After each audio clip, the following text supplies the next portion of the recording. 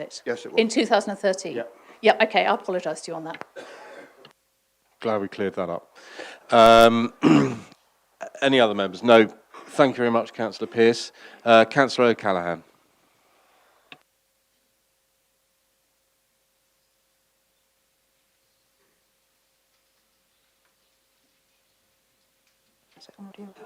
Okay, can you hear me? Is it on there? Good afternoon. Some of the things I'm going to say are reflecting what's already been said, so sorry about that.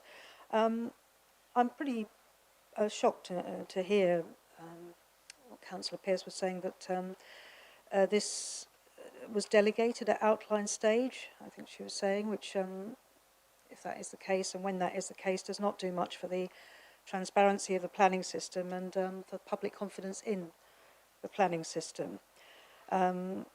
My personal belief is that all major applications like this should be put before committee at every stage and should not be delegated. I have a number of concerns about this major proposal, which affects the area of outstanding natural beauty in Kingsbridge. The AONB should receive the highest degree of protection, as we know, as a nationally designated landscape, and development should enhance and or conserve the area. I don't believe that this meets that test in a number of areas. As the Town Council representative has said, I'm concerned too about the scale and massing in the lower end of the site, and as Councillor Pearce has said as well, with the two large blocks, and in particular the 3.5-storey block, I believe to be incongruous and prominent on this key route in and out of Kingsbridge, which has Victorian houses on the other side of the main West Alvington Hill, running along it, and under this plan there would be a very large block the other side of the road, and I can't see how this in any way enhances or conserves the area at all. In fact, the planning officer in her refusal last summer used exactly these words, I believe, that it was incongruous and prominent. And she also said that the, quotes, character and local distinctiveness of the street scene of West Alvington Hill and the wider views of the eastern parts of this site would be adversely affected. I can't see that this revised proposal has changed anything. When looked at from the key point of the St Edmund's churchyard, which we have done, the drawings indicate undue prominence, in my view, which conflicts, as has been said before, with Dev 20, 23 and 25, which concern landscape and the built environment. Turning to the subject of the, still on the subject of the blocks of accommodation, the Council's affordable housing specialist said in the report last year, recommending refusal, that two-bedroom flats were not suitable for families who would need more space, ideally, rather than being crammed into these buildings. So I'm surprised to hear that they appear now to be happy, because I can't see that anything's changed. Turning to housing mix, which has been mentioned as well, this development I don't believe meets local need. The neighbourhood plan is still under development in Kingsbridge. But from research with local estate agents, the suggestion is there is an overwhelming need for two-bedroom properties in Kingsbridge. And the fact is that there is already a large number of larger four-bed plus homes. The strategic housing market needs assessment suggests 36% of two-bed properties, 18% four-bed. This is the open market ones. Here we have 25% two-bed and 53% 4 and 5 bed, which has been pointed out. The strategy for thriving towns and villages 5.2 says there should be a housing mix that, quotes, responds positively to identified housing needs. And by doing that, greater housing equality can be achieved by rural communities which for a number of years have suffered from a rapidly increasing affordability gap. Young people wanting to work in places like Kingsbridge are forced in many cases to live miles away from where they actually work. In Dev 8 4.14, it states that in the South Hams there is an imbalance in provision with a higher degree of 4+ bed homes than the rest of Devon and Cornwall, over 7%. Housing stock that comprises a relative over-provision of larger houses makes it difficult to rebalance the demographic profile and increase home ownership because the housing stock is inherently unaffordable. And lastly, integration of the affordable housing. As has been pointed out by others, only 2 of the affordable units are in the western side of the development near West Alvington. It does seem to be a tokenism, and it conflicts with Dev 10.3 in the supplementary planning documents. So you probably gather by now that my recommendation to you would be to refuse this. And the chairman has also pointed out, just on a final note, Dev 26 suggests net gains for biodiversity. I can't see how this gives you net gain in biodiversity when you've lost all that green land and you've built over it in such a way when we as a council have declared a climate emergency in the last few months. And this is what we're proposing. I do not think that the two go together. Thank you. Thank you, Councillor O'Callaghan. Any questions, members? No? Oh, wait there, Councillor Abbott. Thank you. Councillor O'Callaghan, is there an inconsistency in your figures about the sizes of houses? When you first started to talk, you were saying that the properties that were 2 bedrooms were not big enough for families, but then you went on to talk about the need for smaller housing stock. They're 2 different things. I think the first thing that you mentioned, talking about the block of flats, and the affordable housing specialist had suggested that families living in the block for affordable housing, where the smaller number of bedrooms, would not be suitable because families would be better off in smaller houses with gardens rather than a flat, which by definition doesn't have outside space and is less convenient if it's on an upper floor. So that's what I was referring to initially with the affordable housing specialist.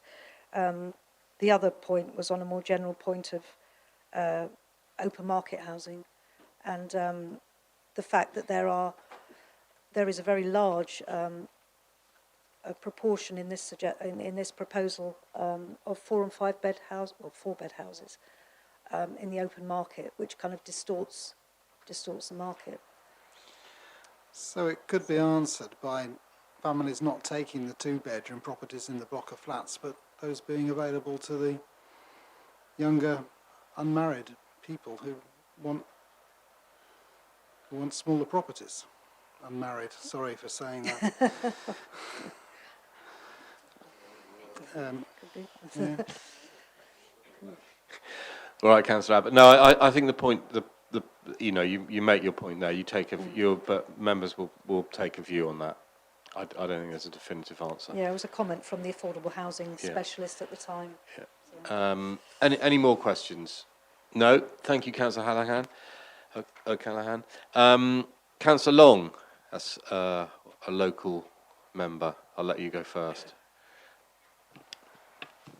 Thank you, Chairman. I think much has been said, and we've been talking about this for a fair time, and I think the points that Councillor Pearce has brought up are extremely valid.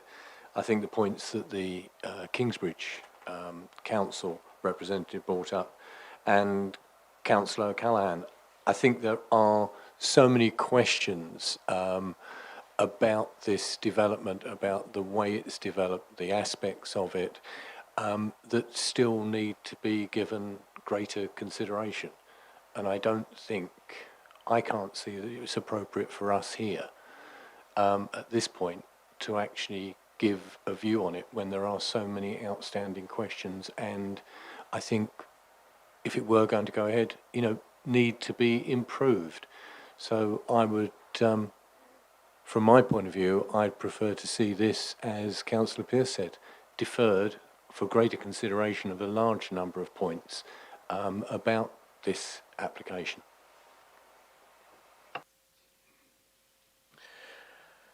Right. Councillor Panel. Yes, I've listened with considerable interest to the debate on this and to the points made so far on this. And the problem is we are where we are. I have a lot of sympathy with the impact on the AONB, with the building on this site, with the allocation of affordable homes. But all these things have already been settled because we have granted outline planning permission. I think we're in danger, if we're not careful, of finding ourselves in a bind, because if we reject it on any of those grounds, I think we would lose that on appeal. I think we have to concentrate on the things that we can address, which is the design of the flats, the size of them, the fact that they're not accessible very easily, and the distribution of the affordable homes. I'm wondering if the officers have any view on whether we think we have a reasonable prospect of amending these plans in a way that would suit us and satisfy us with the objections we've had on those points.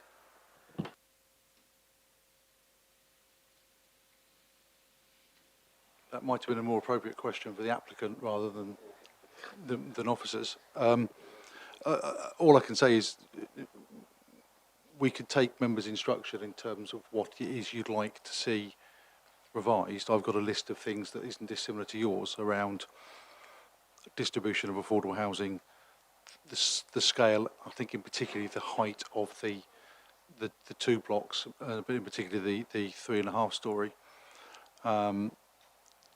and the access and stepped access to those particular blocks. We can certainly talk or negotiate or have discussions with the applicants that it may well be worthwhile having local members involved in those discussions, so we can ask the question. It would be absolutely impossible for me to give you a definitive answer as to at what level of change that they would be prepared to make, but we can certainly ask the question. Thank you. Councillor Foss. Yeah, thank you, Chairman. As Councillor Panel's already said, a lot of things actually have already been decided, and as much there is permission to have houses on this site. I just feel like Councillor Long that there are a few bits that need tidying up, for want of a better word. I know there's issues with the flat and there's one or two other things.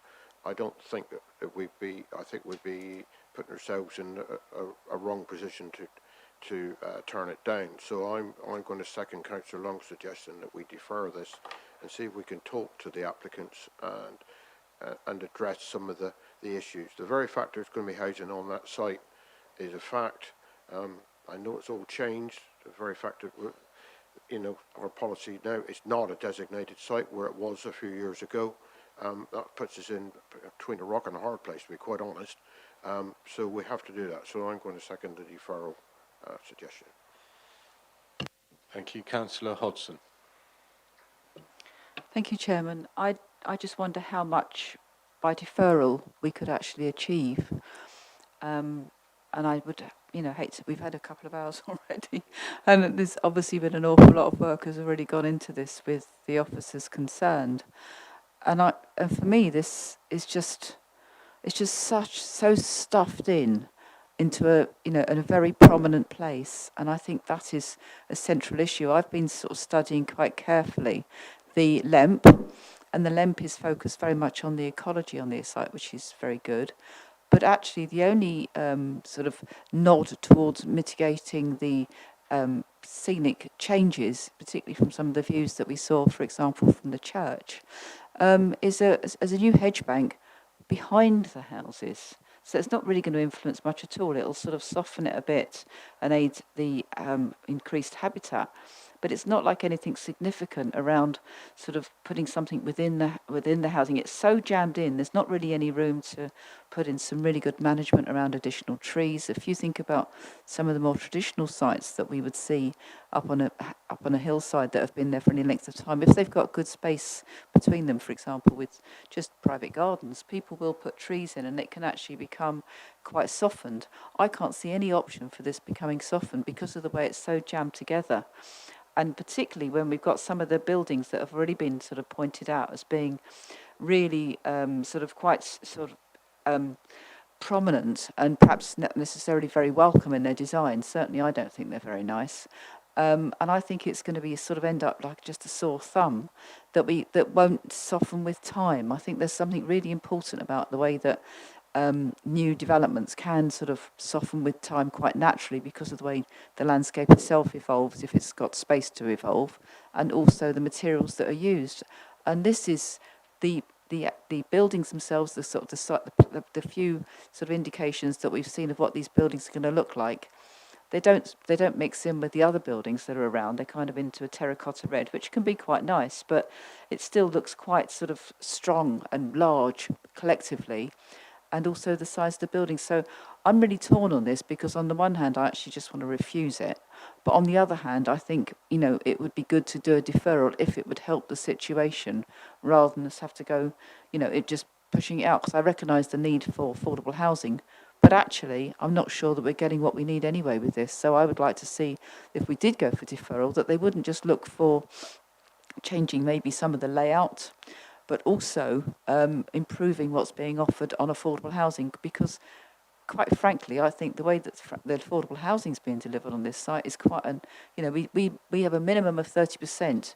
But if you start looking at the actual amount of area that's given to the overall affordable housing and the amount of bedrooms, it's well below that, and it's the usual normal, what can be sort of just about squeezed into to tick that box, rather than really trying to deliver the housing that we need, and that's what we should be doing with these bigger developments.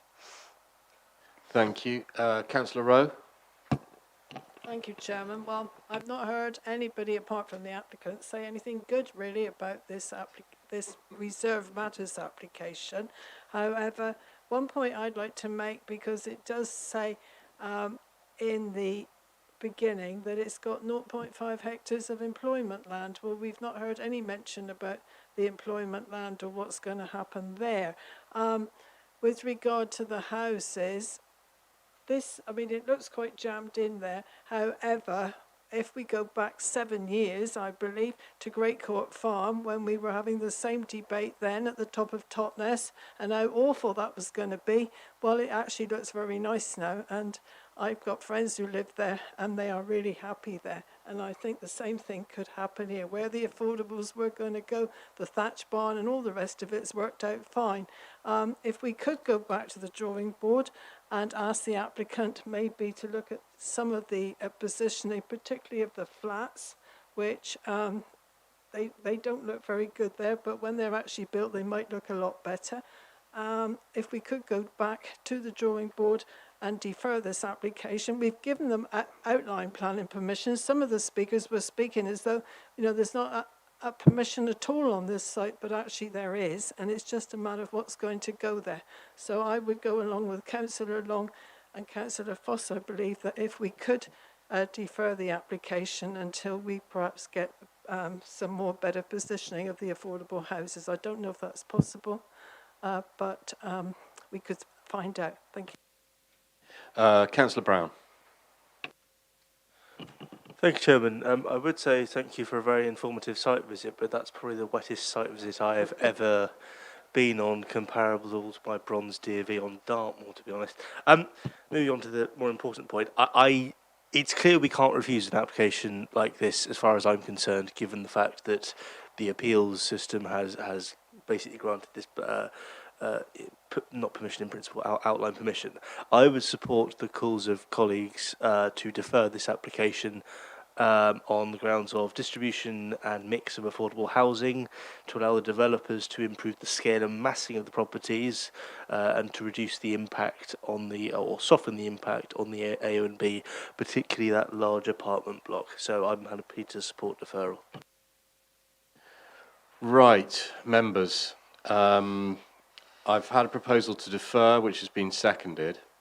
I'll just put my 10 pence worth in, and that is that although we've had a lot of people saying that we can't refuse this, I should remind members that when the original reserve matters application came in, officers were recommending refusal. So refusal is definitely an option on the table.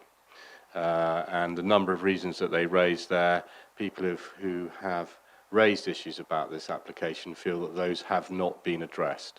So I don't think that we're totally boxed into a corner saying that we can't refuse this. But at the moment we have a recommendation for deferral, which has been proposed and seconded. What I'd be like to be absolutely clear on that deferral is that we then don't have the same debate that we've had today. So what we need to do is I would like to have some specific issues that we are going to talk about that the deferral is about. So if perhaps Mr. Weimer, if you'd like to say what he sees as the deferral for, and then if members feel that anything should be added to that, please do step in. Okay, the points, or the key points that seem to be raised by members is in terms of the affordable housing, it's how where the affordable housing is on site, and a check around the specific tenure of those specific units. What I need to be absolutely clear to members around is that the outline consent sets out the percentages of affordable housing, the size of affordable housing, the numbers and the proportion is not for this point, but where they are on the site and that specific tenure is something that we can talk about. So that's the first thing. The second thing, and I think from what I'm hearing, it probably seems to be the most or raised the most times, is the scale of the 3.5 and 3-storey block on the southeast corner, and members' view that they would be too prominent and would cause undue harm and not enhance the area of outstanding natural beauty. I think we need to be more clear around the net biodiversity gain. I've reread the ecology officer's response, and I think there was habitat creation that dealt with that, but I think we need to be clearer on that. And they're the three key.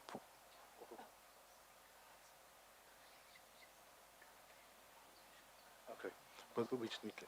And the other point I've got is around. I think it was Councillor Pearce, the steps and the parking too remote to those flats. So it's not just about the mass; it's about how they would work for the occupants of those flats. But so I think that the two key points I've got is the distribution and location of the affordable housing and the impact of the blocks of flats on the AONB. Councillor Hodgson. And I did point out the issue around landscaping, which, given that this is AONB, I think is quite critical that we could look for some appropriate consideration that as the site gets older, there'll be some landscaping that will naturally grow and not just a hedge bank at the back of the houses. So we need some trees and we need some decent pointers in the landscape that will actually make this softer. Thank you, Councillor. I think the point, and I think that's something we can look at to see if anything can be done. The point, I think the point you made earlier is that the number of dwellings being applied for is too many on the site. It's 52 with an outline of up to 60. So as an authority, we have granted an outline consent for up to 60 dwellings, and they're coming in with 52. I think it is going to be quite difficult to say they're coming in with a quantum that's too many when it's less, when it's substantially, well, perhaps significantly less than the 60, but I think we can look at layout to see whether you can get more trees in specific key areas to soften that visual impact from outside. Okay, any other members? I'd just like to housing mix.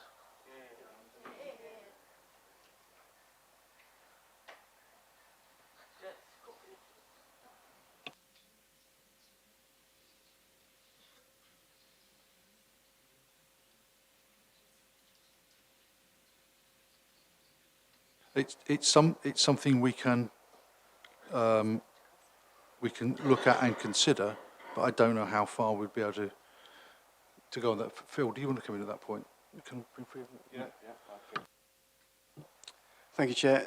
This as an issue has been explored at great length with the applicant, and in as much as we've got an evidence-based document in the Shmanar and the ONS data from Kingsbridge and West Darlington informing the consideration of the open market mix, we haven't looked at it in isolation because of the very site-specific constraints and opportunities that the site represents. So in requiring a mix of a prescribed type, that has an impact on the built form and then the overall impact on the AONB and other considerations as well.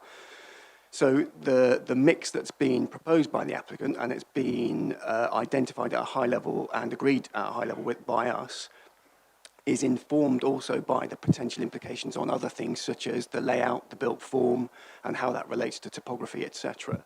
So it's a very site-specific response that we have got from the applicant with regard to open market mix, recognising that there could be other implications in terms of how we seek to manufacture a different mix. So taking all of those things into account, we feel that we've got to a position where we're content with what the offer is, recognising that it seems like it's some way away from what individual figures are stated as being within the evidence-based documents. I don't know how much more we can influence without then having an additional knock-on in terms of visual impacts, built form, layout, and all of those kind of things. So we can look at it by all means, but I think Mr. Wyman's quite correct. The scope within which we can change might be more limited than is appreciated. I think we should look at housing mix myself. I think it's an important aspect of it. As was told, I mean, there is no doubt that this has an effect on the AONB. As a result, it's meant to address the local housing need. I take on board what's being said about some of the restrictions the site offers, but I do think that at the moment it's so way off the mark in respect of what the housing need is that needs to be looked at. And indeed, I think it's one of the main bones of contention that the town council have, that they feel that, you know, they know what their local housing need is and they don't feel this is addressing it. That's my view. I mean, Councillor Rowe. Yeah. Did Kingsbridge Town Council, did they have an up-to-date housing needs survey? I'm not sure that they do, no. So how do we know what the housing need of Kingsbridge is if we haven't Well, got an up-to-date survey? Well, it's the housing mix. So what they're trying to do, I mean, one of our policies in it state that you're meant to try and address if you've got too many of a particular type of housing, i.e. 4-bedroom houses, which they have in Kingsbridge, you want to introduce smaller bedroom houses, and you know, I appreciate there isn't an up-to-date housing need, but I think if you ask the town council or there was a housing needs, that's what they would say.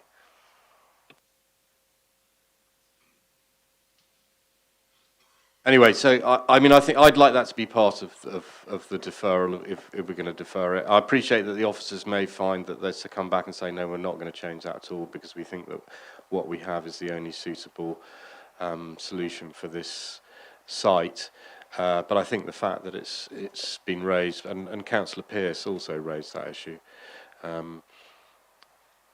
Right, so I think we've got a rough, we've now got an outline, so 3 or 4 issues, so housing mix, landscaping, the block at the bottom, and the distribution of affordable houses. Those will be the 4 issues that we will look to.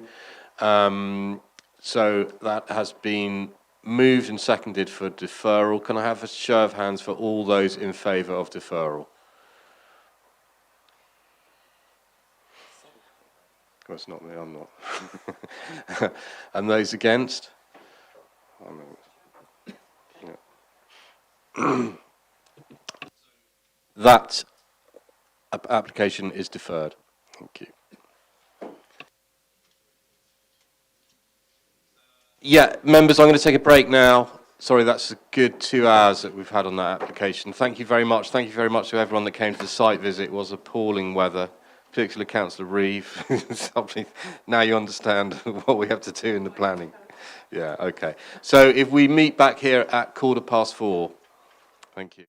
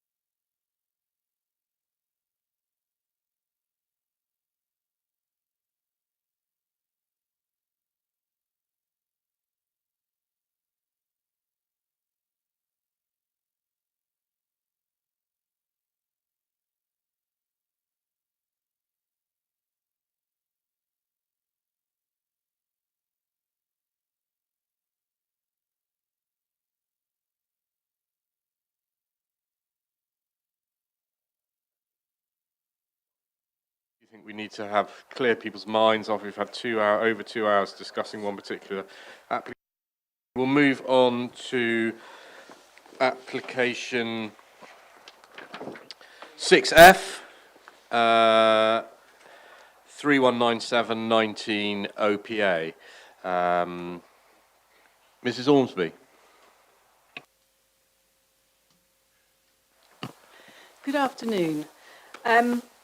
This is an outline application with some matters reserved for residential development of up to 25 residential units, including vehicular access, estate roads, landscaping, open space, drainage, infrastructure, and all associated development on land adjacent to New Park Road, Lee Mill. Before I move on with presentation, I've got a couple of updates. Since the report was drafted, one additional letter of representation has been received. It doesn't raise any new issues that are not already listed in the officer report. I would like to make one correction to the report on my second page, where the terms of the Section 106 obligations are listed. About 2/3 of the way down the list is the contribution towards the unclassified road 301 in Sparkwell. It's written as 15. I don't know whether you'd read that as £15 or 1,500. That should read £15,000. That's a nought missing basically. I would also, for reasons which I will address a bit more briefly later on, like to propose one additional planning condition to read as follows. Reserve matters application for layout shall include a parking strategy that also seeks to provide some off-street parking for New Park residents if community support for that parking is demonstrated. And the reason for that would be in the interests of convenience of users of the highway safety and amenity.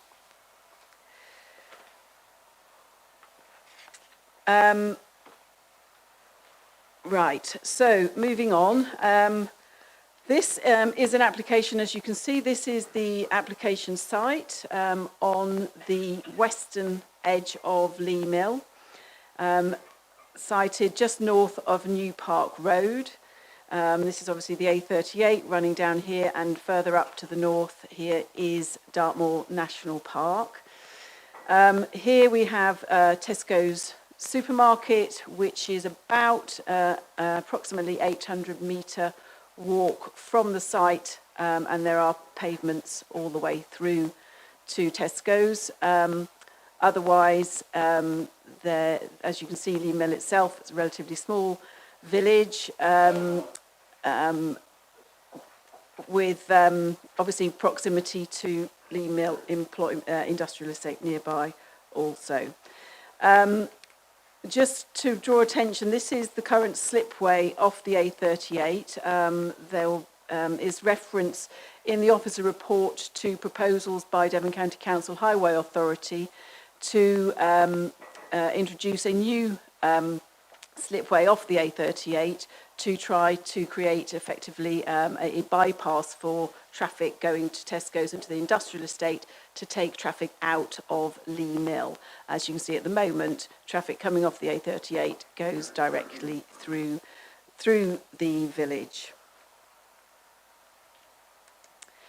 This is a satellite image. This shows the application site here. So as you can see, it's this area of existing field here, and then part of a larger field, this element in here. Again, there's the village and Tesco's over here. This shows the specific boundaries of the site, showing the red line of the application site. Members will, some members will recall, and it is referenced in the officer report, that previously there was an outline application for 110 dwellings in this area, in the entire area, including the Blue Land, which was refused planning permission by this committee, and the reason for that refusal is set out in the officer report, but essentially it was considered that that scale of development was more than Lee Mill could support, having regard to the low level of facilities within the village, and the fact that it wasn't an allocated, planned for extension, a significant extension of the village, and therefore wasn't bringing forward all the necessary infrastructure to support it. The application is in outline with only access to be agreed at this stage. Access will be coming off New Park Road at this point here, and this is showing an illustrative layout of how the site could accommodate 25 dwellings. The illustrative layout shows two pedestrian linkages into the adjoining development of Hollyberry Road. One is an existing pedestrian access point, which is where the public right-of-way, which you can see marked here, currently enters into the agricultural field and crosses diagonally. The layout that's demonstrated here doesn't show any diversion necessary for the public right-of-way. Obviously, if a different layout came forward, then that required diversion, then the necessary process applications would have to be followed. But there's a pedestrian linkage shown here. There's also a further pedestrian linkage shown down here to provide connectivity into Hollyberry Road, where there are footpaths and a variety of different crossing ways into the village over into an easterly direction. It also provides access to Bottle Park. Members attended a site visit on Monday, and there's a children's play area in this area hatched here, and this is open space at present. The scheme proposes, as you can see, set out in the officer report, a number of things. It would include 30% affordable housing and a variety of contributions towards education and necessary highway improvements, etc. The Highway Authority have asked for contributions of £6,000 per dwelling towards the highway improvements that they want to undertake at Lee Mill to provide the new slip road off the A38 to mitigate and try to take out the traffic from Lee Mill. And I know this has been discussed previously by this committee in the context of other applications that have come up in Lee Mill. The applicant has agreed to the request from the Highway Authority, which would secure a contribution of £6,000 per dwelling towards the initial design stage of that work, which would ultimately have significant benefits to Lee Mill by taking a lot of the traffic out of the village.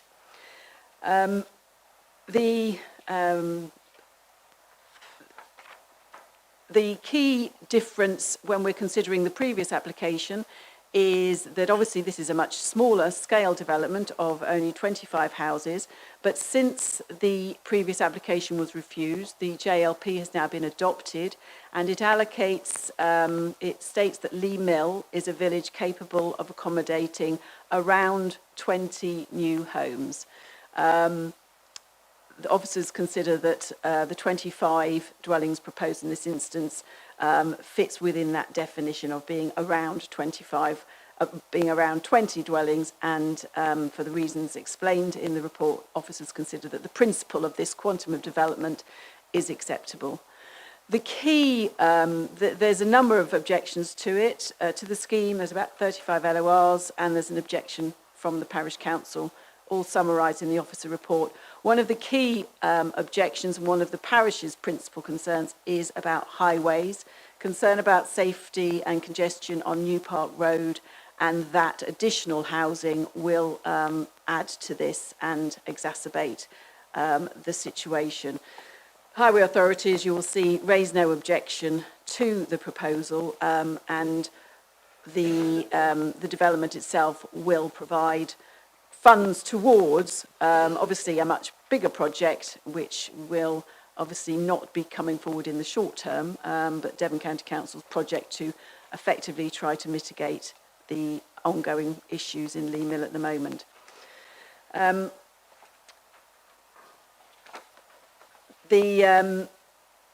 As I say, issues relating landscape impact, biodiversity, the impact on neighbour amenity, etc., are all discussed in the officer report and are considered to be acceptable. And it is recommended that planning permission be granted. Thank you. Thank you, Mrs. Alderby. Any questions? Councillor Panel. Yes, thank you, Chairman. One of the reasons local members have brought this to committee is that it says there's no local shop. There is a rather large Tesco, as you said, at a distance of 800 metres. Does that count as local in our assessment? It is outside of the parish, but I think in common speak, in officer's opinion, we would consider it is within, as it's in walking distance, it is a local facility, yes. Any more questions?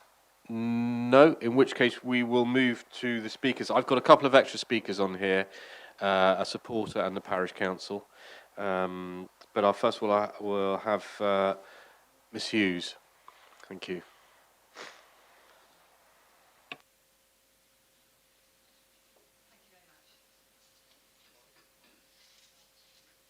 Thank you. In the report for the original application, the affordable housing team commented as follows: I'm not convinced that there is an identifiable need for more affordable homes in the parish of Sparkwell. Need has since been met in Sparkwell, where development is currently underway for 22 homes, 11 of which are affordable. This is an important matter as the adopted JLP and policy TTV1 gives the hierarchy of development where growth and development will be supported, and Lee Mill is in level 3, where development to meet locally identified needs and to sustain limited services and amenities will be supported. There is no local identified need. While settlement boundaries are not specified, there is encouragement of communities to develop neighbourhood plans reinforced in policy TTV 25. Something that Lee Mill is being encouraged to consider by the MP. There is recognition of the need for neighbourhood plans, and just because one hasn't come forward in the 11 months since the JLP was adopted, proposals offering more than the proposed indicative numbers should not preempt that option. Para 5.13 states that Sustainable Villages allowances of 20 for Lee Mill has been included in the housing land supply, but the trajectory assumes that this source contributes to supply only in the later stages of the plan period. To quote, this approach avoids the risk of the JLP predetermining the outcome of the neighbourhood plan making process. TTV2 outlines in detail the sustainable settlement hierarchy, which has as point 1 the location of housing where it will enhance or maintain the vitality of rural communities. The proposal fails that test. If therefore the policies are being ignored, and this is to meet a district-wide need, that is merely adding further pressure on the creaking infrastructure in Ivybridge, where all services are delivered. New Park Road is a highly congested minor road. It slopes upwards towards the site and is congested by on-street parking, particularly evenings and mornings. The transport assessment referred to a shared space with relatively low traffic flows, but it effectively acts as a single-track road. New Park Road is part of the main cycle route to Plymouth, National Cycle Route 2, and the number of cyclists are increasing. The campaign for Safe Pass requires at least 1.5 metres between the cyclist and the car, not possible for the bulk of the single-width carriageway. The government has announced initiatives only yesterday in relation to improving cycling, and Sustrans are currently working on a plan for this route which could offer safe solutions, which this scheme could result in not being possible. This remains a speculative, unsustainable development on an unsuitable site, not in conformity with the district's own adopted JLP. There are other sites in Lee Mill which would be much more suitable, which could still come forward through the emergence of a Lee Mill neighbourhood plan in the coming years, which would offer a more balanced development, capitalising on the proposed new slip road, which is understood as being put forward by Devon County for government funding. I urge members of the committee to reject the application. Thank you. Thank you. Any questions? No? Thank you very much, Ms Hughes. I'd now like to call Mr Gillings, who is a supporter of the application. Thank you. Thank you, Chair. Everyone hear me? Can you hear me? Good afternoon. My name is Neil Gillings. I'm the applicant. I don't need to remind you what Section 38.6 says. Your officer report refers to TTV1 and TTV25. Lee Mill is a sustainable village where some growth is expected of around, as your officer advised, 20. This application accords with this policy expectation.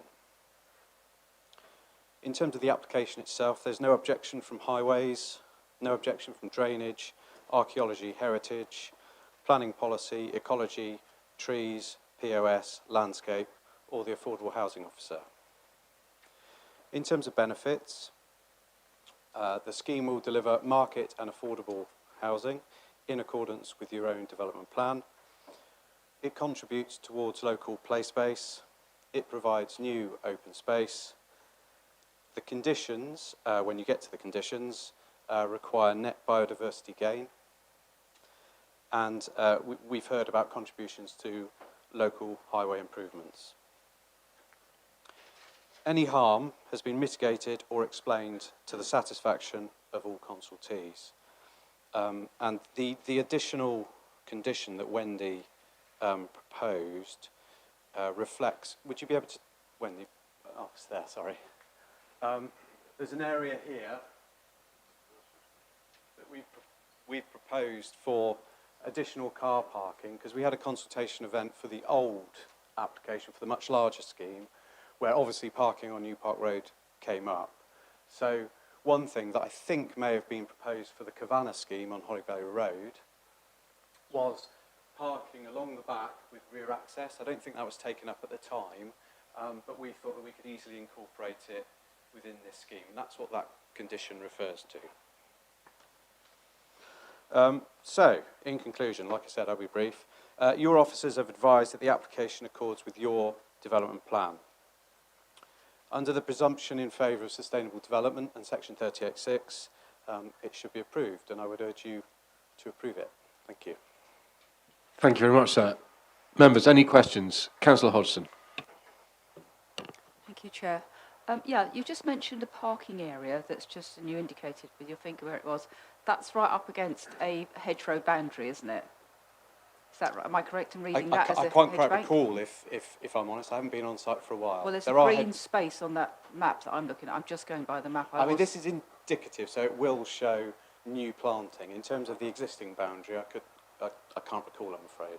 The point I'm making is that parking, particularly when it comes to much of the winter, means there's a lot of lights going onto a hedgerow. And I think one of the things that's in here is about keeping light at least 5 metres away from below 0.5 lux, away from hedge banks, because of the impact on the wildlife.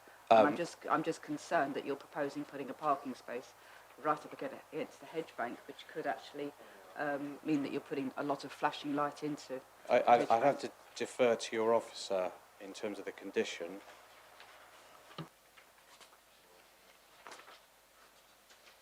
Councillor Osden, I think that's a fair point. I'm not sure there is a hedgerow there at the moment. I don't think so, but I didn't want to be categorical. That's part of the indicative thing, but I think as far as one of the conditions is about, for the reserve matters, that is, talks about the biodiversity gain, that will come at reserve matters if we approve outline.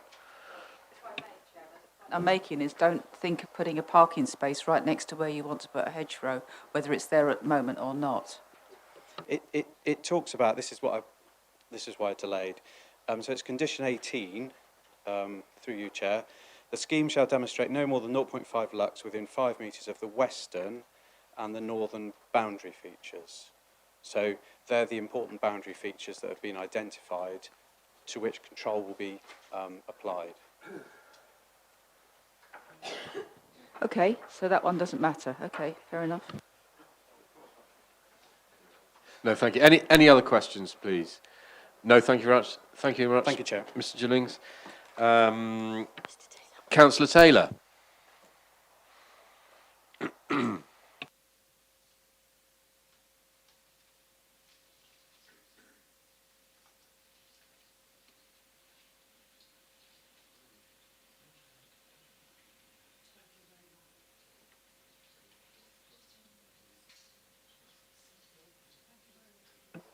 Thank you very much for giving me the opportunity to say something on this proposal. I agree with much of what has been said already, but there is a particular issue that has arisen in Lee Mill in recent times, and that is with people parking their cars on the New Park Road in this area. Currently, at the moment, there's a lot of people parking there. There is no proper pavement, proper parking spaces at all, and there are very limited where you can park safely. Unfortunately, in a new development in the area, the Falcon bus to Bristol Airport now loads at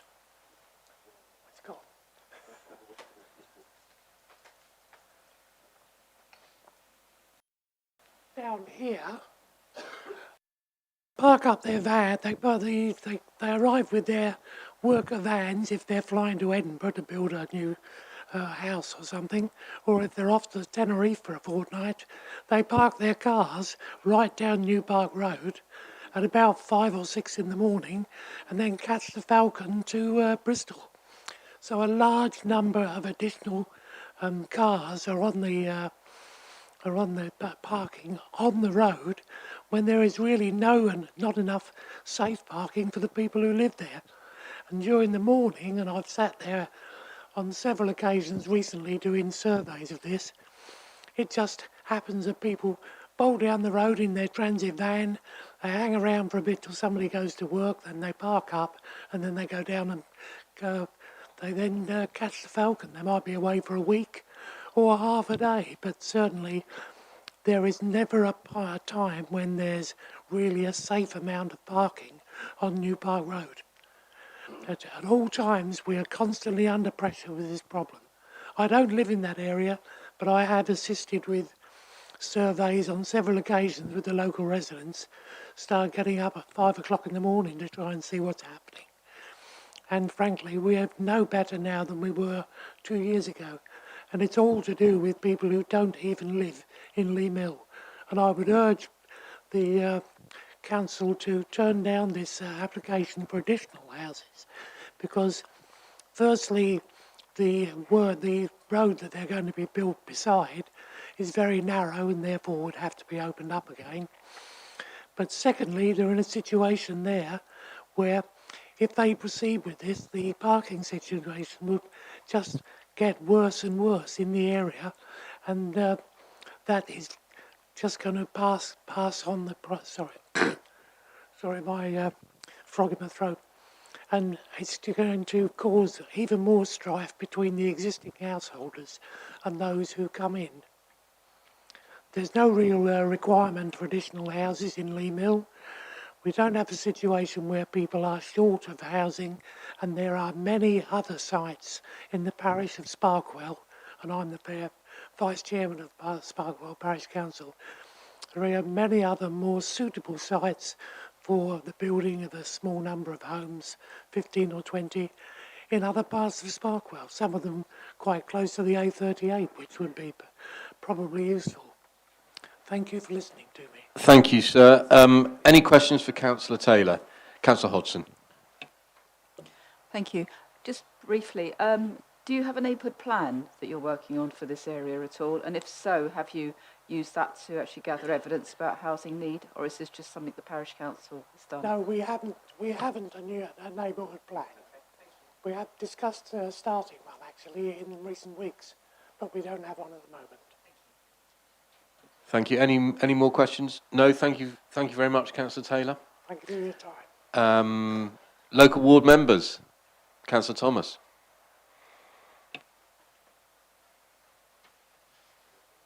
Thank you. Chairman, I'll sit if I may, as I've not long come back from being under the knife. Yes. Thank you very much. I'd like to start by talking about local shops. Councillor Panel, you raised the issue of Tesco's, and in many ways that Tesco's, as you will see when I come back to it shortly, comes back to the nub of part of the problem that we have in Lee Mill. Lee Mill is not blessed with amenities.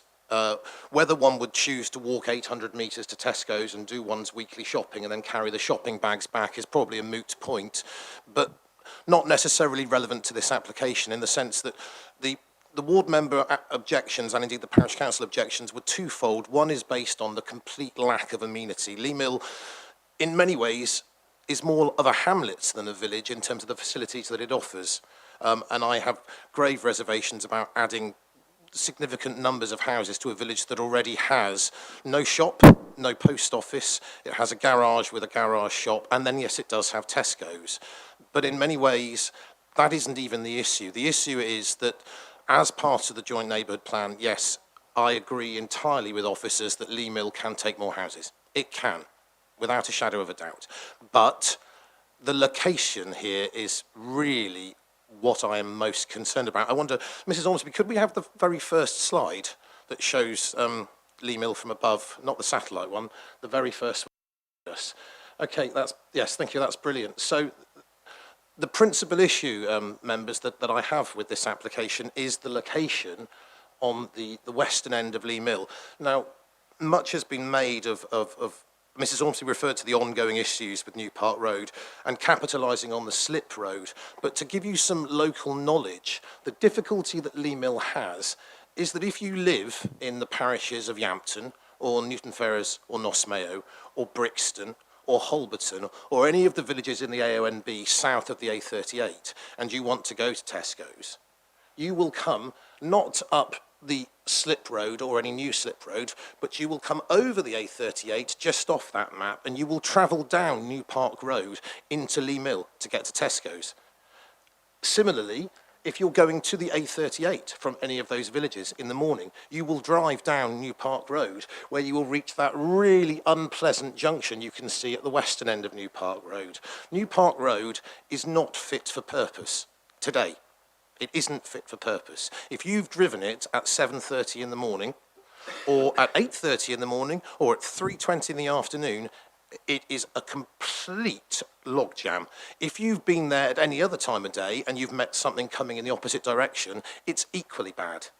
If we're going to put 25 houses in Lee Mill, putting them on New Park Road, which according to the South Hams District Council calculation would be an extra 37 cars minimum, based on the 1.5 cars per house, New Park Road can't cope with that.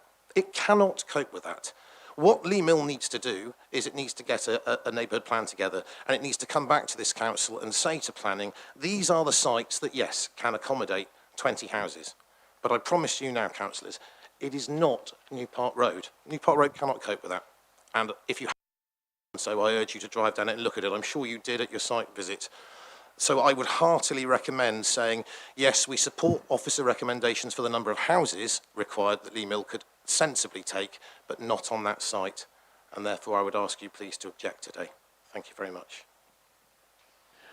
Thank you, Councillor Thomas. Any questions for Councillor Thomas? No? Thank you. Councillor Baldry.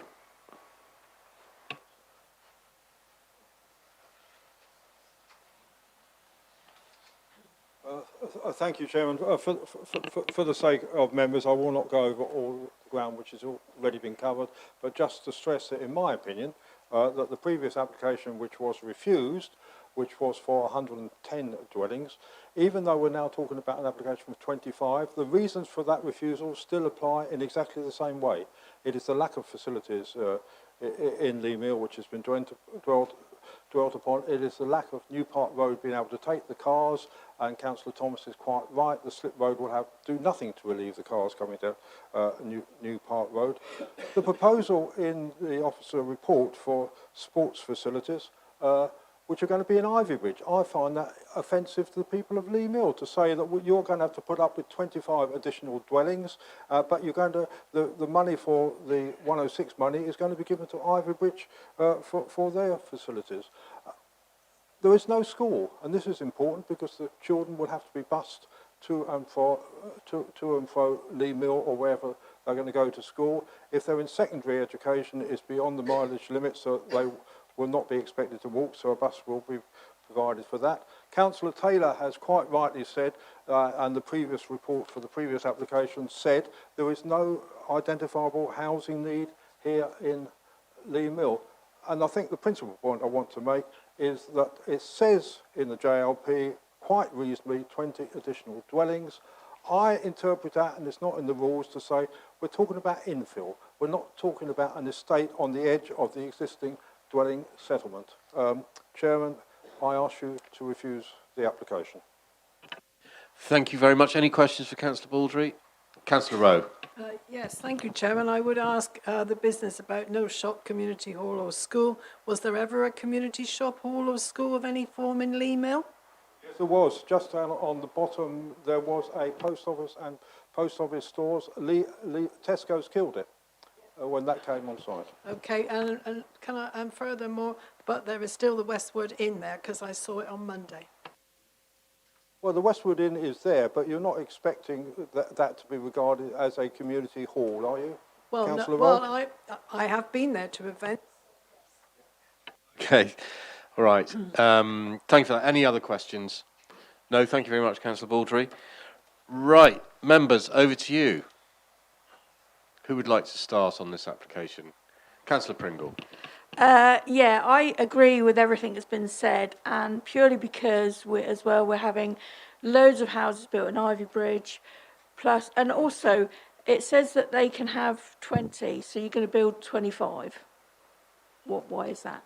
But I would recommend refusal. So you're proposing refusal, are you? Yeah, okay. Councillor Hodgson.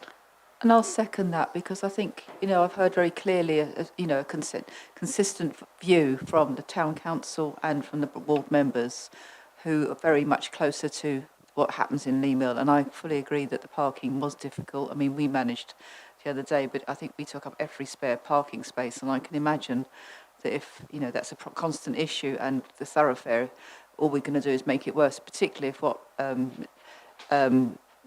the first speaker said about the potential for a Sustrans route. It would be awful to compromise that possibility. Councillor Abbott.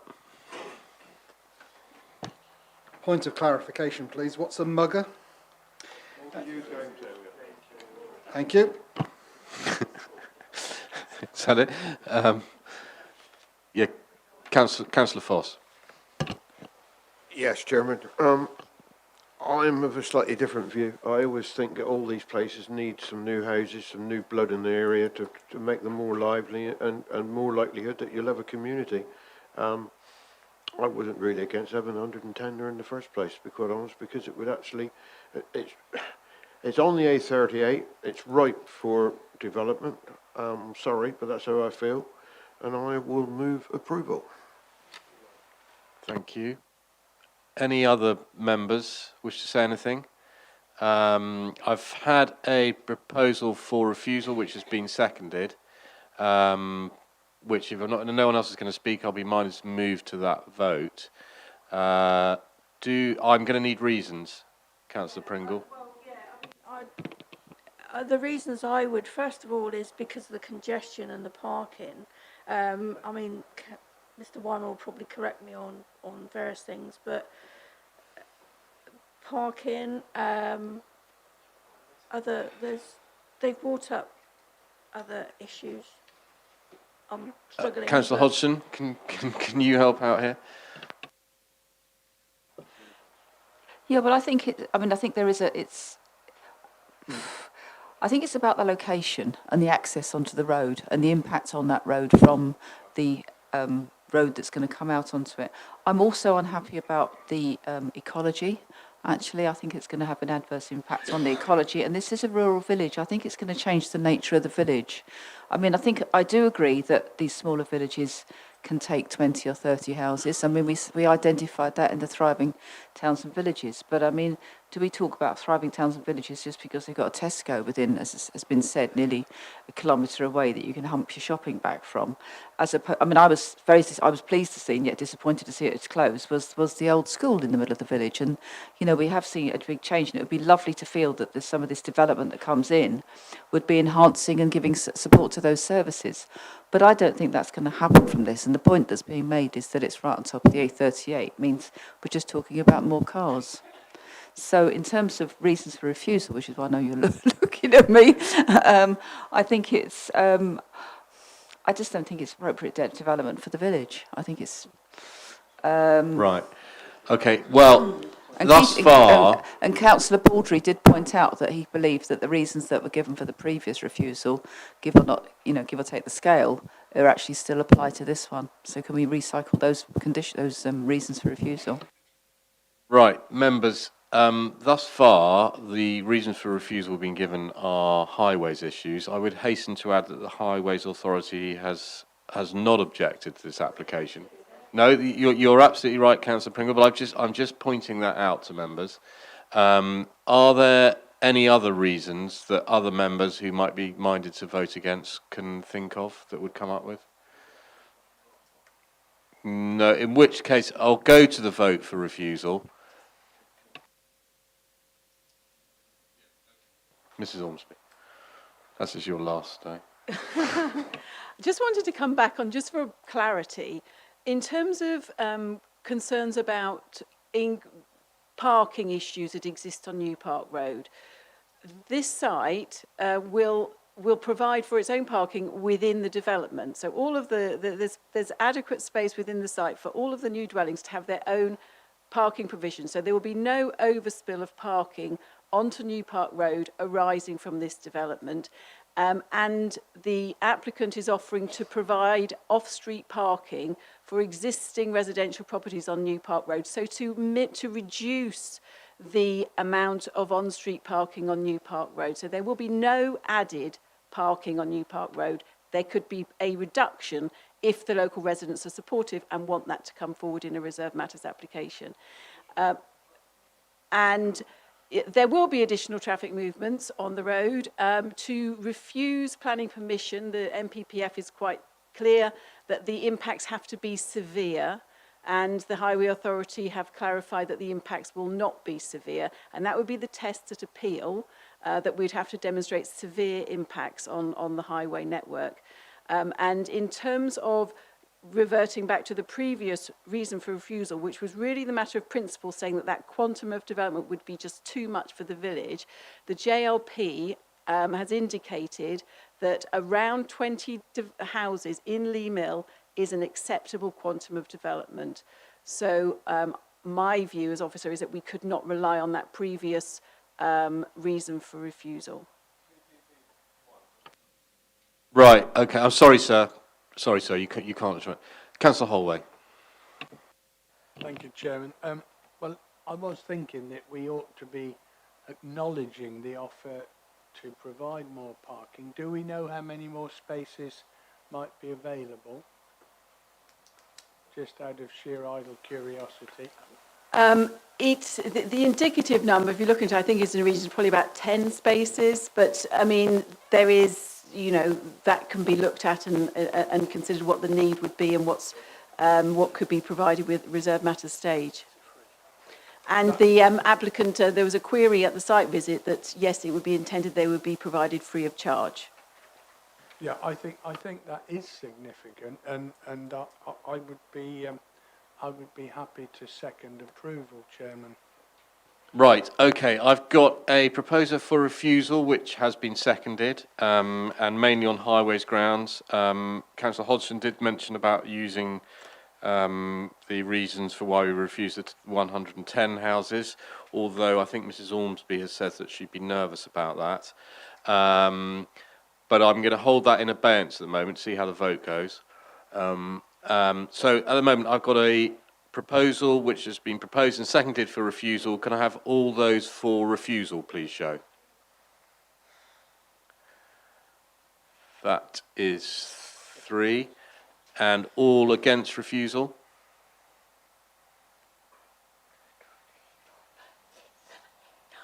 Nine. Right, now we'll move on to the vote for approval, which has been proposed and seconded. Can I, as per the officer recommendation, can I have all those in favour of approval, please show? 1, 2, 3, 4, 5, 6, 7, 8, 9, 10. And those against? Thank you. 2 against. That application is approved. Can I just say, by way, I do think it, I mean, I do, when we're at Lee Mill, there is no doubt that there is a huge problem on New Park Road, and I accept that, and I understand the frustrations of the parish. I think that the idea of a neighbourhood plan and some kind of mitigation from the county and highways is absolutely in order in Lee Mill. I hope that the applicant, I wouldn't be surprised if there's some that come forward again from the rest of that site at some stage, but there needs to be provision to sort that out before that 25 takes us up to at least 2034. So if anything else is going to happen, then something else has got to take place in Lee Mill. Thank you. Right. Mrs. Ormsby, just before you whiz off, I know this is your last presentation to us here, and you're off to pastures anew. Just as a small token of our gratitude on the planning committee for all your work that you do, can I give you those? Well done, and best of luck.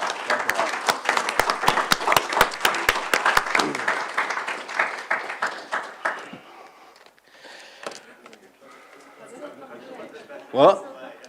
Yeah.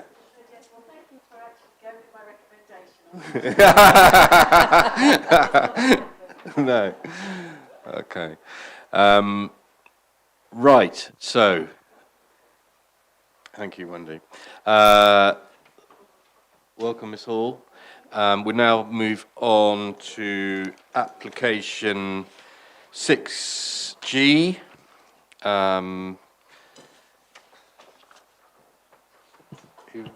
Can you just pause a moment so that the councillor panel will hear the whole of the discussion? Absolutely. I mean, he wasn't going to be long, was he? No. Okay. It's not under the knife or anything. Right, as soon as she's back, then we'll start.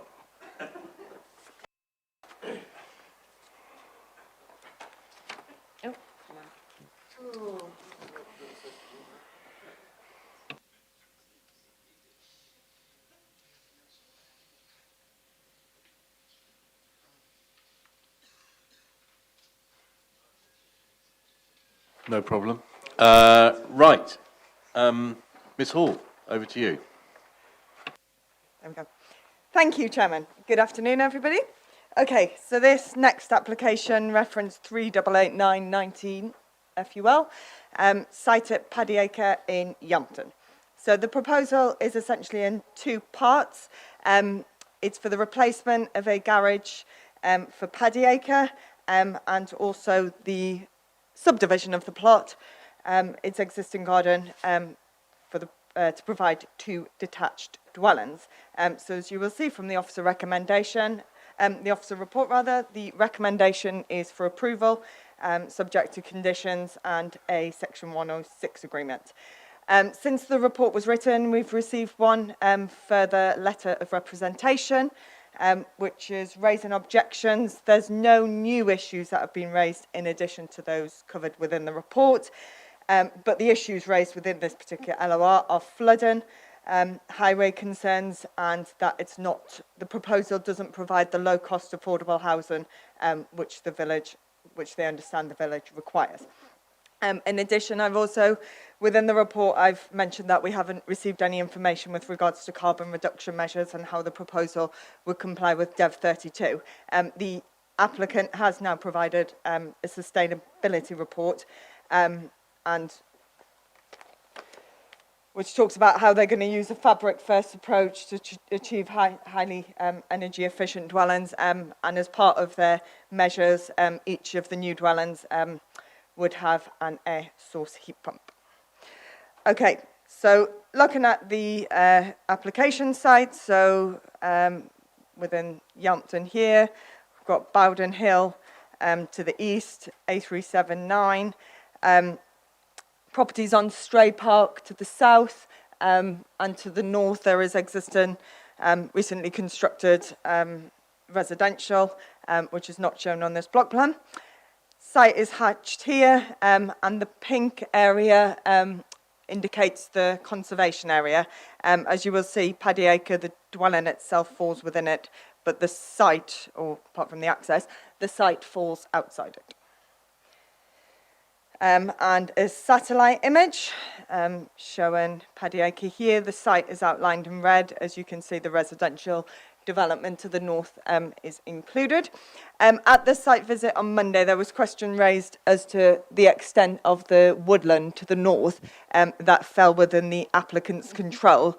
As we said on Monday, the majority of it does fall within, but there is a small section which is outside. So in terms of the proposed woodland management plan, it's anticipated that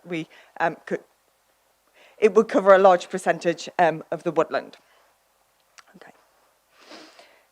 So looking at the proposal, this is just the block plan. Within the report, I make reference to a previous application on the site, which was submitted last year and withdrawn.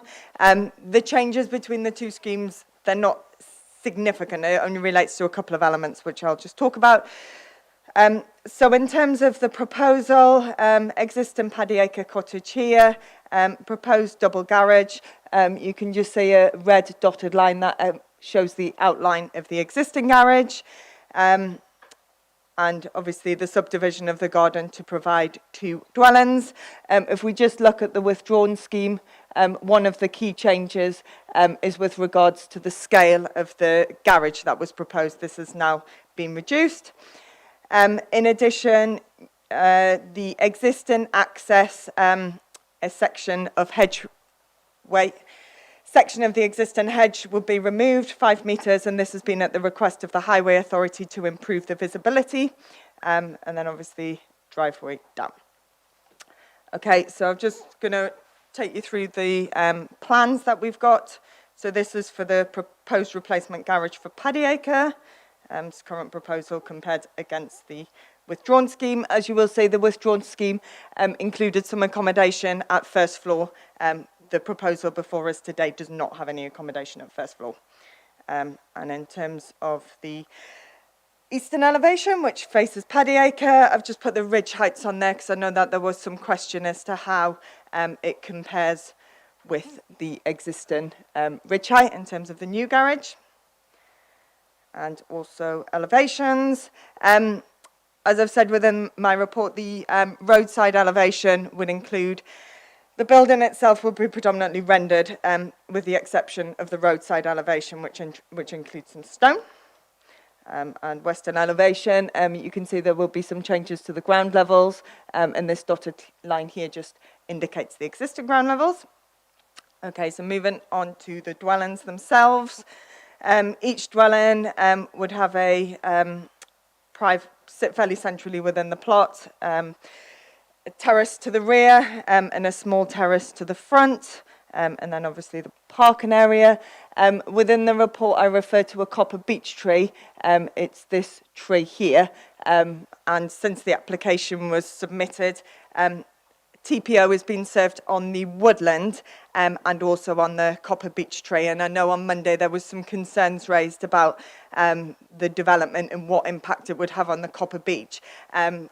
That is a valid concern, which has also been raised by our tree specialist, and he's recommended an appropriate condition. That details are submitted in terms of how that will be dealt with.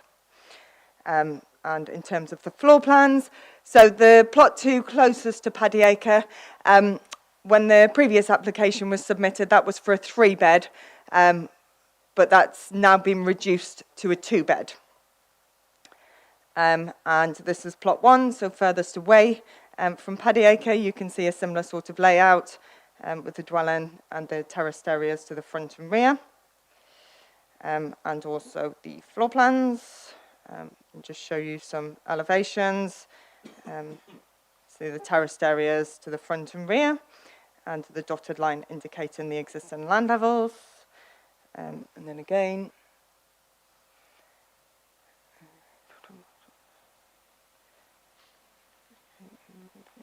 this is the rear elevation, as you can see, very simple facade rendered. And this is the front elevations of them. So stone and render with natural slate roofs. This plan here is just to show the trees that would be removed. And obviously, I've covered this point within the report. Whilst, yes, there would be a loss, there is also a condition recommending a woodland management plan, which, as Lee discussed on Monday, we felt would be of longer term benefit and ensure the longevity of the woodland. And obviously, key to that woodland management plan would be compensatory planting. Okay, I've just got a couple of photographs. So this is the existing Paddy Acre, and a section of showing the hedge that would be removed. This is just within the site, far corner looking east. The existing garage and Paddy Acre. Just looking west within the site. Just shows the dwellings on the opposite side of the road within Stray Park, where we have received a number of concerns with regards to impact on overlooking. And this is just on Bowden Hill, looking at the entrance. And outside of the site. There was some question raised on Monday as to whether it was just the hedge that would be removed in terms of the 5-metre section, or whether the wall, what was going on with the wall. I've discussed this matter with the agent, and the intention is that the wall, as far as practically, would be retained. Obviously, at the entrance, there may be a little bit that needs to be removed, but in terms of visibility, retaining that wall would achieve the required visibility. And obviously just on the A379, looking at the site, terrace properties close by, which will be within the conservation area, and you can just see the outline of the properties beyond in Kitley Place. And also looking east towards the site. Within the report, there was some, or within the LORs rather, that we've received, there's some concerns about whether it results in an overdevelopment of the site, the proposed subdivision and the construction of the dwellings. The agent has prepared this plan, which demonstrates that actually, in compared to the surrounding area, the proposed site would have a relatively low building to plot density compared to the immediate context. And they've also provided this information additional just to try and demonstrate in terms of the overlooking impact on Stray Park. And as you can see, from the dwelling itself, you're looking at distances of around 26 metres. Obviously, that will be reduced slightly from the edge of the terrace, but still we are in excess of a 20-metre separation. And this is the last slide, and I know, again, on Monday there was some questions raised as to how the ridge heights of the proposed dwellings in the garage compares to Paddy Acre. And you can see that plot 1 would be slightly higher and plot 2 lower. And that is all I've got. Thank you very much. Members, any questions? Councillor Foss.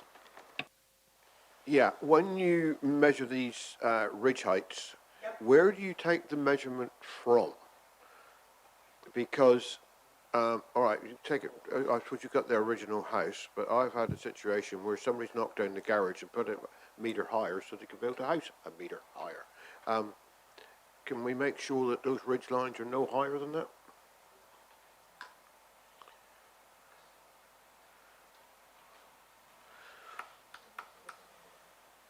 Suddenly find somewhere higher than the... As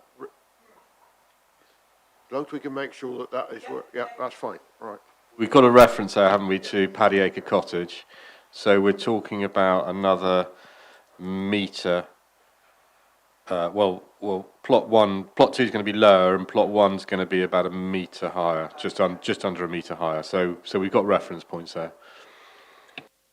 Yeah, yes, Councillor, we can put a condition on, but what I'd want to double check before we issue the decision notice that there's a clear temporary benchmark that it's going off, and I suspect if they're talking about heights around 49, there must be a mark somewhere that's 50 to get those marks from. So provided that's on the plan, yes, we can. Right. Any more questions? No, in which case we'll move to the speakers. Mr. Barton.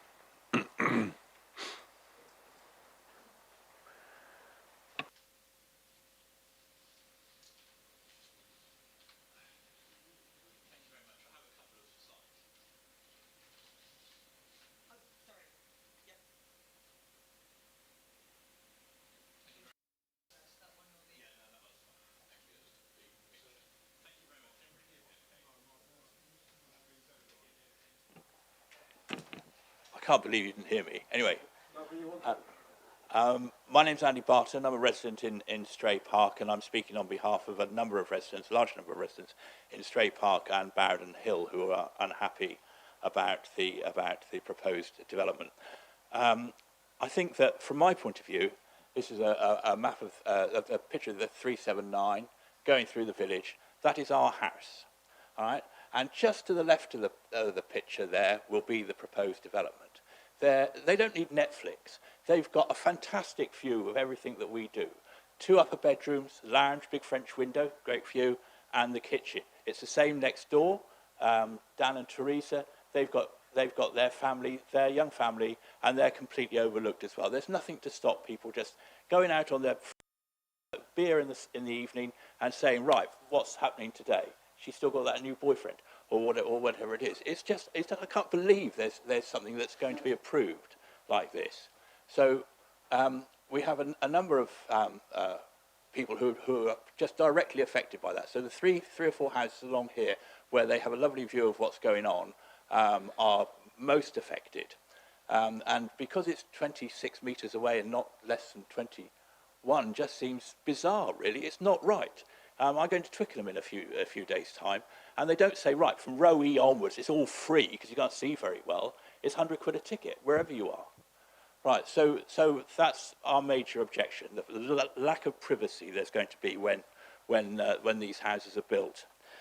But there are a number of other things as well that have been mentioned in the first application, and there's no reason why they don't hold good now. There are safety concerns about that entrance. It's much closer to the main road, right next to a zebra crossing, which is new there. And cars go around that. As apparently my site visit, you could see how dangerous it was. They all jump out of the way when cars went around that corner. And cars going in and out of the new properties, there will be accidents, that's for sure. Parking was a concern. As long as they stick to their 1.5 cars each, that shouldn't be a problem. But if they have visitors and stuff, it's already higgledy-piggledy down in Stray Park where people on the main road park down there. So layout and density's already been mentioned, and of course they're squashed right together, and it does look, even though it's worse up the hill, it doesn't make it right, does it? I mean, it's really squashed in, and they are of inappropriate. Nothing like the cottage whose garden they're in, Paddy Acre, and the materials and appearance are not in keeping with the rest of the village. Then there's a question of housing need. I'm not NIMBY. I mean, I was delighted when there was approval for in particular the affordable housing on the estate that's adjacent to Paddy Acre. But there is no need for high-end housing in Yampton. And as has just been mentioned, drainage and flooding will be an issue. Because the water comes down Bowden Hill like a torrent in heavy rain, with no soak away. I've been talking to Mr. A chap in the next plot to Paddy Acre, who was a surveyor, and he said you're not going to stop the drainage problems. Just last sentence to wrap up. Okay, You know. well, okay. But it's going to make it worse, and so I urge you to reject. Thank you. Thank you very much, sir. If you just stay there a moment, just Oh, see if sorry. any members, any questions for clarification. No? Thank you very much, sir. Thank you. Oh, sorry. Not yet. Mr. Labrassi, please.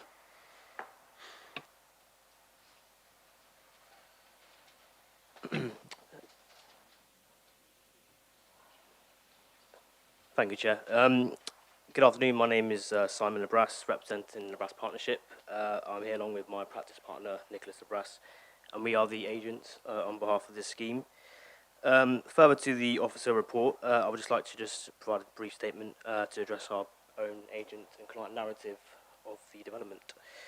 And first of all, it might be worth noting that our client, Mr. Worthington, is unfortunately unable to attend the committee today, as he is attending the Sustainable Drainage and Heat Networks event run by Plymouth City Council this afternoon. It is worth noting as well that Mr. Worthington... Sorry, I couldn't understand that. Our client, Mr. Worthington, is unable to attend today as he's attending a Sustainable Drainage and Heat event run by Plymouth City Council this afternoon. It's worth noting also that our client, Mr. Worthington, has a lengthy career in sustainable building conservation and is currently a university lecturer in this subject. Our development brief was to create a sustainable design that met the requirements of the Plymouth and South West Devon Joint Local Plan and to exceed them where possible. As addressed in our sustainability statement, the scheme seeks to provide efficient living in relatively small accommodation that utilises the elements of the Yelpton vernacular. Within this framework, it is considered there is, however, scope for subtle contemporary intervention, which we consider an important aspect in providing the buildings their own identity and architectural integrity within the local context. The resultant design, however, is not pastiche of Yelpton, rather it pays homage to it through the use of natural stone, natural slate and timber windows. With reference to the conservation area, whilst it is evident that the existing Paddy Acre cottage is situated just within the conservation area boundary, the proposed dwellings are, however, located just outside this boundary, and it is considered this is reflected in their design aesthetic, which provides a healthy transition. The resulting design remains of its time, as good design dictates. The site is not directly within the conservation area. The aforementioned elements are empathetic with conservation requirements. With reference to overdevelopment, when compared to its surrounding catchment area of 4 hectares, as demonstrated in slide, this one here, it's evident that the proposed scheme will be in the low percentile bracket for the building spot density, and it is below the area average. The impact from the 2 small properties upon the infrastructure, services and local amenity will be reflected in the OSSR and TMR EMS contributions. With reference to overlooking, it is considered the proposal's relationship to the site and wider street scene is extremely common of a typical village and town setting. Similarly, few households in a village context such as this can claim not to be overlooked to some degree. We understand the first floor windows are of particular concern. However, it should be recognised that these spaces are bedrooms and therefore merely secondary use areas. With reference to the highways, the access and egress of the development has been designed in collaboration with and supported by the highways officer. This provides adequate visibility to support the safe access and egress to the development. Mr. Labras, if I could just ask you to wind up, if that's okay. Sorry, in accordance with statutory design regulations. Our scheme will therefore look to produce a development that is both sensitive and sustainable to its local context and the wider community. It is hoped we have addressed the concerns raised by both members of the public and the committee today. Thank you. Thank you, sir. Members, any questions? No? Thank you very much, sir.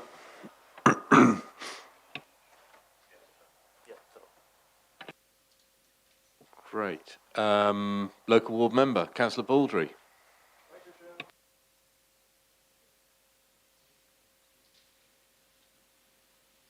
Apologies from Councillor Thomas. He's had to leave. He's part of the group of adults who are accompanying scouts and wolf cubs, no, not wolf cubs anymore, scouts and cubs to the energy from waste facility in Devonport, and they were leaving, and they wouldn't have left unless they had enough adults present.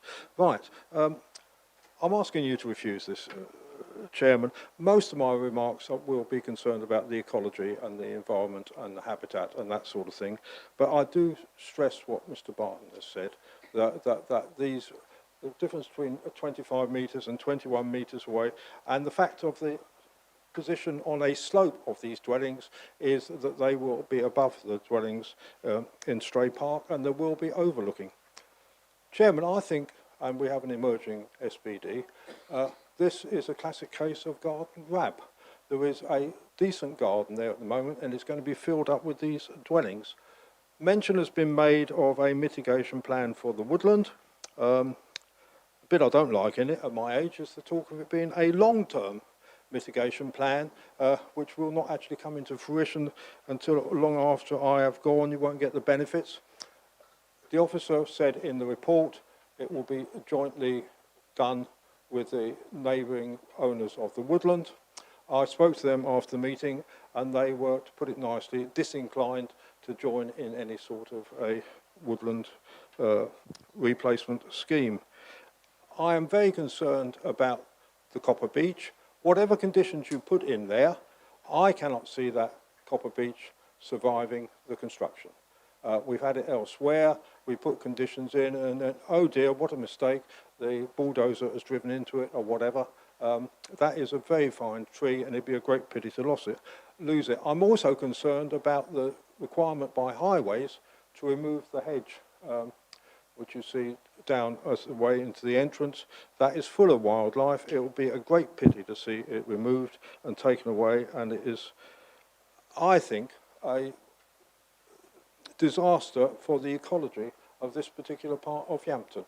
And as I say, the garden is going to be destroyed and removed, and I ask you, Chairman, for all those reasons, to refuse. Thank you, Councillor Baldry. Any questions? No? Members, over to you. Councillor Foss, well done. Thank you, Chairman.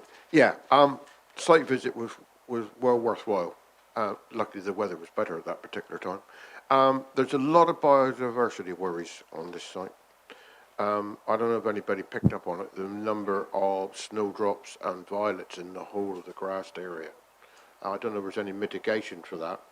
It seems a shame to lose that. As far as putting two houses in there, the overlooking, I'm sorry, anybody who's objecting to that, it's outside the length. I've talked to the planning officer about that. There's a lot of houses built a lot closer to each other than that. At the moment, I'm going to wait and see what the rest of the committee say, but there are some biodiversity worries. There is the trees. I know that the tree guy said that we can do a plan in the background, but it sounds like the other neighbour's not going to play ball. But having said that, two more houses there ordinarily wouldn't be a problem, but I'm going to sit on the fence for 5 minutes. Thank you, Councillor Foss. Councillor Abbott. 2 points of clarification, please. I'd like to understand how the house in the west drives past the house in the middle.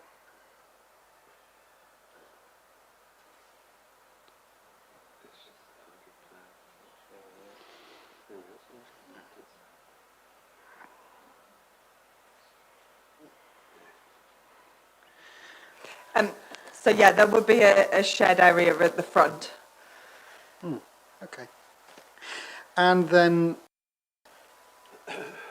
the woodland area you showed, which was within the boundary and what was without? Yep. Can you just bring that up, please?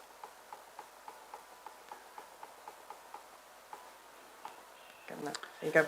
Thank you. So the area outlined in blue will be to the north of if the two new houses were to be placed. Yep. And the disagreement over the management is to the north of Paddy Acre, or whatever it's called, Paddy Acre. Yeah, this strip of land here. And is not wouldn't be any way affecting the site of the two proposed houses because it's offset. Like, Yeah, correct. I mean, as Lee said at the site visit on Monday, obviously the site is within it. The TPO has been served. That covers the whole woodland. Obviously, in terms of the woodland management plan, you know, as Lee said, it's hoped that obviously these guys would be, you know, want to be involved in that. But obviously, if they're not, you know, it's the condition kind of rests with the guys within the blue line. And as Lee said on Monday, you know, that does cover the majority of the site, or the woodland rather. And I would just finally comment that it seems to me that the majority of the biodiversity will be in the woodland area, and of course building on a greenfield site will be taking away some biodiversity. I couldn't defend that, except that given that we build houses, the crucial area is unaffected. I'd say that.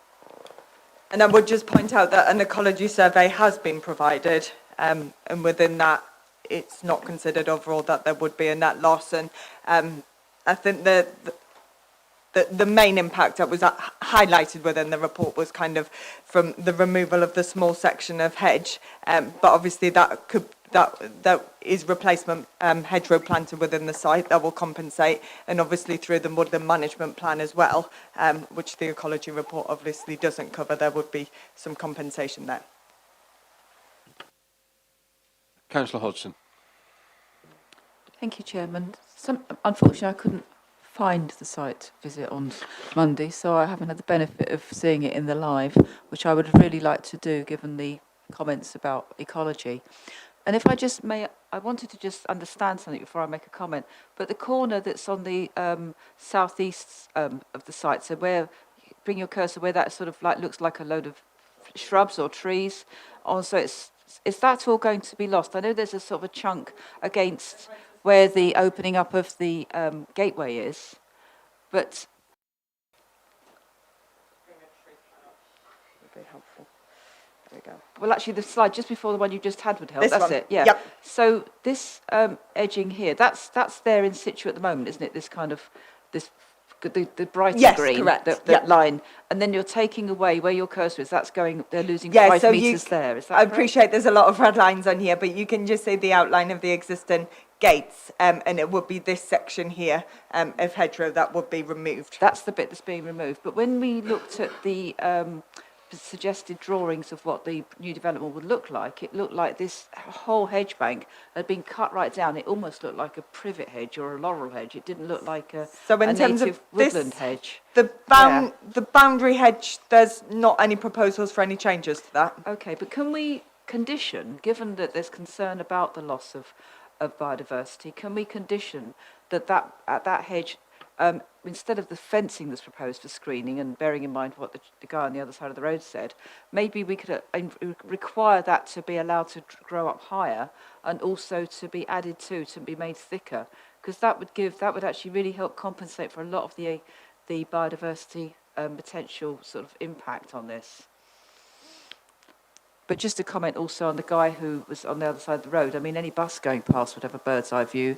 So I don't think that's, if you're facing into the public area, the public highway, I don't think that really counts. Panel, and then if you find that. Councillor Panel. Answer the question first. Okay, I'm going to say I feel this is a reasonable development in that location. I think they're well designed, the houses. I think they've addressed the issues that were raised at an earlier stage. I think the biodiversity, as we heard from the tree officer, the trees in that area that are going to be lost, apart from the copper beeches are going to be kept, I think are of lower standard than the trees in the woodland behind, and we've heard that's going to be enhanced. I don't think the overlooking is a major issue. If you compare the overlooking there with many other estates that are built, you'll find if you think that's bad, you're in for a shock if you go to some other areas.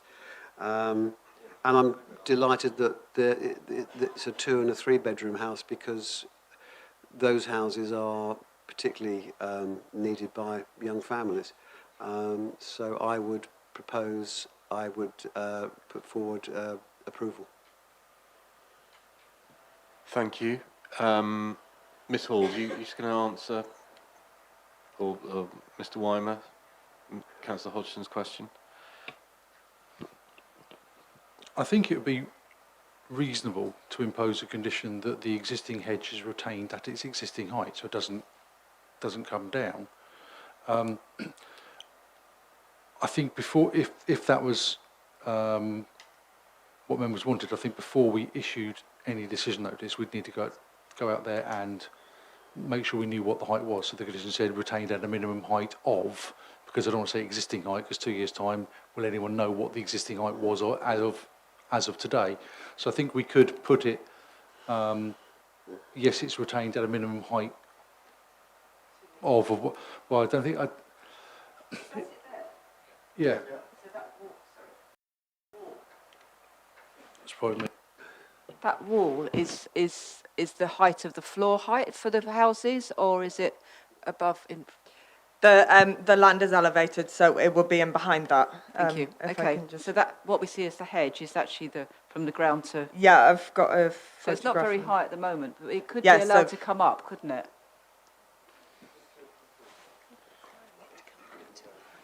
Well, the point I'm making is that the more you've got of natural hedge, the more provision it has for biodiversity. So if there's a loss happening at one end and there's maybe going to happen as new woodland is planted to allay Councillor Baldry's concerns about the long-term ecology plan, things just allowing to grow up a bit and bush out a bit can actually provide a lot more habitat.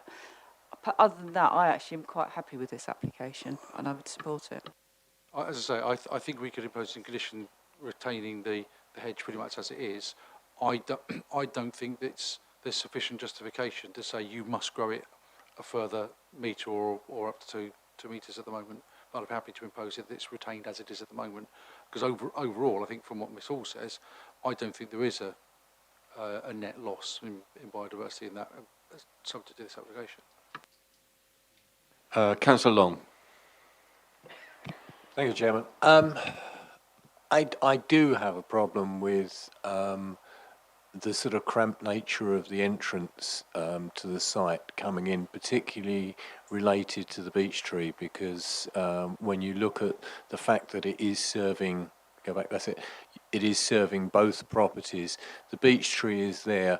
The entrance there is very close to the main stem of that beech, and for it to allow it to grow on, I fear there would be considerable root compaction on that side of it. So I do have severe concerns that entrance and the fact that all that traffic will be going over it and the development there will damage that beach in the long term when you consider that you have a roadway and bank to the other side.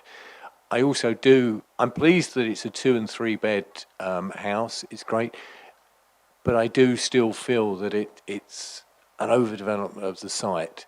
I note in the officer's report said that if you went for one, it would become a larger property, which would give me equal concern or perhaps more concern.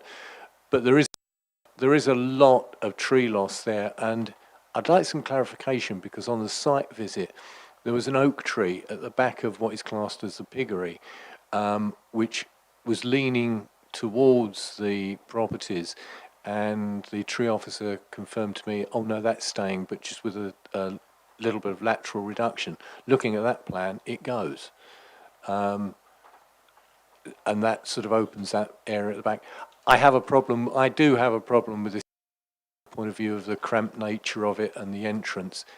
It is a development within a village setting, so to a certain extent it's acceptable there, but I'm just torn on this one. Right, hang on a second, Councillor Rowe.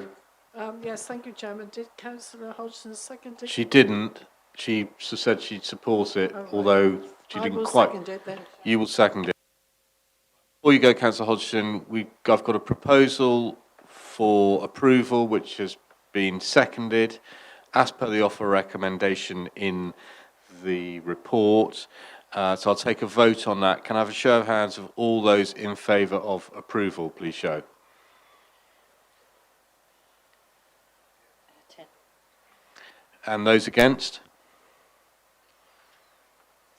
Thank you. That application is approved. Sorry, I should have added, that's the condition to maintain that hedge at the front at the same height as is. Are we all okay with that? I should probably just do it again. So keep that hedge the same height. Can I just see that again? Yeah. Sorry? Sorry, there was a question raised at the outset about a condition for the ridge height. Oh, yeah, no, that's true, the ridge height. Sorry, it's my mistake. So I was trying to get in before Councillor Hodgson went, so she didn't feel that she'd sat here for half an hour and wasted her time. Yeah, we're done. Yeah, okay, the ridge heights as well. So it's got a condition on the ridge heights too. Sorry, members. Right, okay, yes, it's the same vote. Okay. Yeah, okay, apologies for that, members. That was a bit chaotic. Right, so that application is approved. Move on to the next and final application, members. Well done. I mean, it's been a long day. Appreciate that. So application 3217/19/full. It's a wind turbine at Hayden's Farm, Rangerton. Thank you. Thanks, Lucy.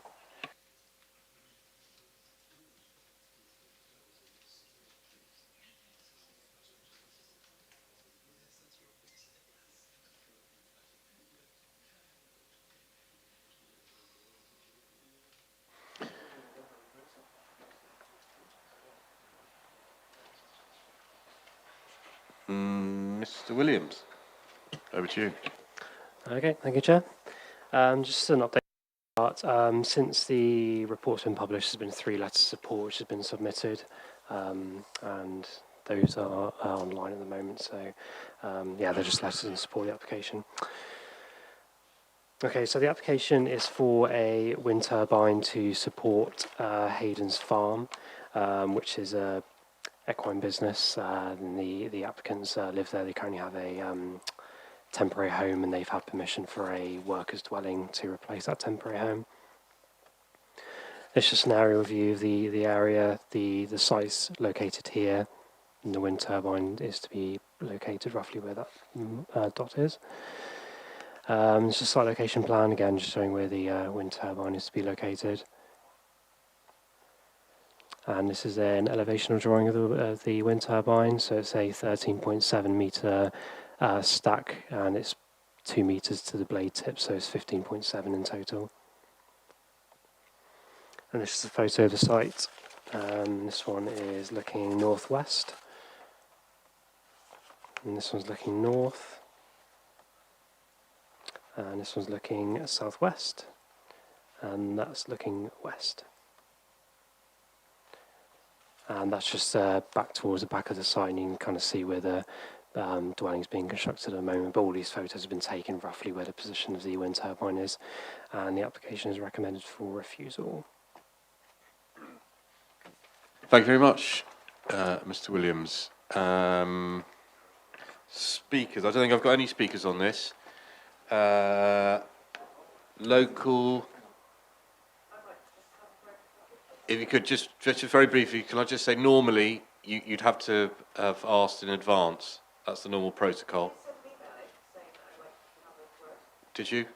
Who did you send that to? Can you remember? Anyway, go up and have a quick word. You've got 3 minutes.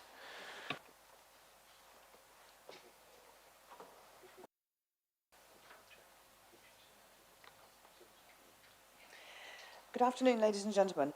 With reference to our plans for a wind turbine, we are completely off-grid and using a generator. Our CO2 emissions are very high.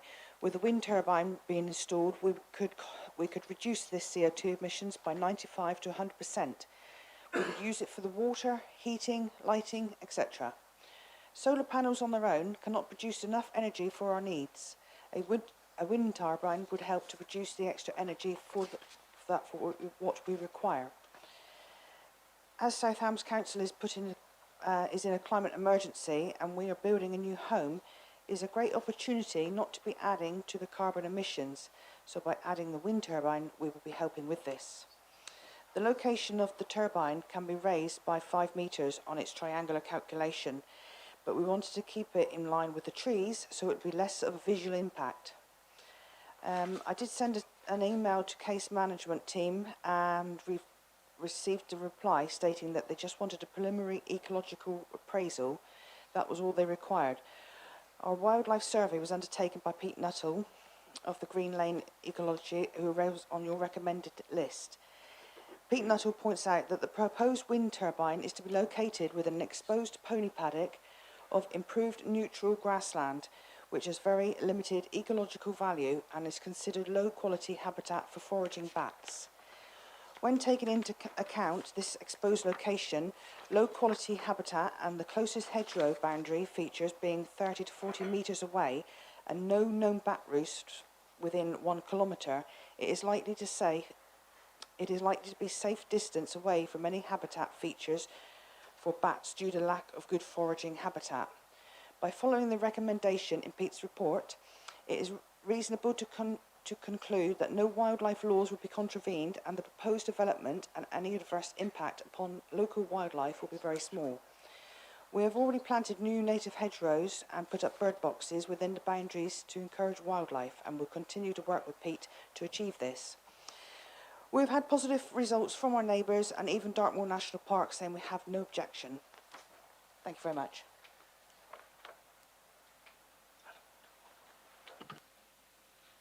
Thank you very much, Mr. French. Any questions, clarity? For my sake, because I'm not quite clear in my own mind, how far exactly is it away from the hedge? It's all between 30 and 40 metres away from that bottom hedge. So that's all the hedges. There's no hedge nearer than 30 or 40 metres. Okay. Okay. Thank you. Thank you. Thank you very much. And any questions? Local member, Councillor Holloway. Thank you, Chairman. Well, I'd like to support this. I think it's great that somebody's trying to live off grid, especially considering that we've declared a climate emergency. I know there's a question about biodiversity, but I was going to ask the question and you've asked it for me, which is great. We're talking about a difference of 10 metres in 50. The 50 metres is an arbitrary figure. It has to be. Somebody said in a round figure, how far should we keep things away from the hedge? Oh, 50 metres will do. You know that's how it's been arrived at. So the fact that we're pushing 40 metres away, to my mind, it is plenty. I mean, we're told that the bats have this sonar system, and if they can catch insects, I'm sure they can sense a wind turbine and keep out of the way of it. And from the point of view of the height of it, one of the photos showed the pylons not very far away, and they are much higher than 13 metres, I can assure you. I don't know that there's much more I can say, really. I support everything that Mrs. French says, and I really think it would be a terrible mistake, having declared a climate emergency, where this one is so on the edge. I accept officers have to do what they have to do, and they have to say, oh well, the guidance is 50 metres. I think in this case, with it being 40 metres, it would be a terrible shame and a terrible mistake to refuse it. So I'd like to propose approval, if I'm allowed to do that, Chairman. Thank you. You are, Councillor Pringle. I will second that approval. Thank you. Councillor Foss. I'll third it if you like. No, you can't forfeit. I'm with Councillor Holloway on this. I know it's against. We've got an issue with policy and everything else, but since we've declared this climate emergency, we're going to have to push the boundaries a bit more. And I have warned several of my parish councils who are dead nuts against parish wind turbines. They will return. And I don't see that this one's going to do any harm, so I will support it. Councillor Panel. I was just going to say I wasn't sure how I was going to feel about this one, and at the start I was feeling that I'd be against it, but having heard the arguments and seeing the distance it's going to be from the hedge, I think because of all the other factors, particularly the climate emergency and the fact that it's going to provide energy and keep power off the grid, I'll support it too. Thank you. Sorry, was there another councillor? Councillor Brown. I was going to say I'll fourth it, but you told me I'm not allowed to, Chairman. I agree with the sentiments of all of my fellow members on this. I think we have declared a climate emergency. We must therefore act on it. And I think this will offset a lot of other things. So I do remember when there was a wind turbine erected at my secondary school when I was there, local residents complaining that it was like a machine gun for chickens. But that was put to rest as an argument, so I can fully support this. Right, Mr. Weimer, you just wanted to add something, yes? Look, I can see the clear direction of travel here, so I'm not going to try and persuade you otherwise. I just need to make sure that you are fully aware of what the policy position is. I know you're saying we declared a climate change emergency, therefore we're going against policy, but I just want to make sure that for future applications, when you've made this, it's in light of you know what the policy is. And at some point, Councillor Highway, I'll have a proper conversation with you on the effect of wind turbines on bats, because it is not about them being hit by the blades or going into the actual turbine. It is the impact it has on them when they fly behind and the changes in pressures, and basically they explode. So there's nothing to do with sonar, it's the change of pressures behind the blade. So that's why Natural England have said they should be 50 metres away. So it's just the comment about, well, if they can see an insect, therefore they can see a wind turbine. Yes, but they can't see the change of pressure behind the blade, which is causes the impact. If I can just ask Mr. Williams to explain what the policy position is, and then I won't say any more. Okay.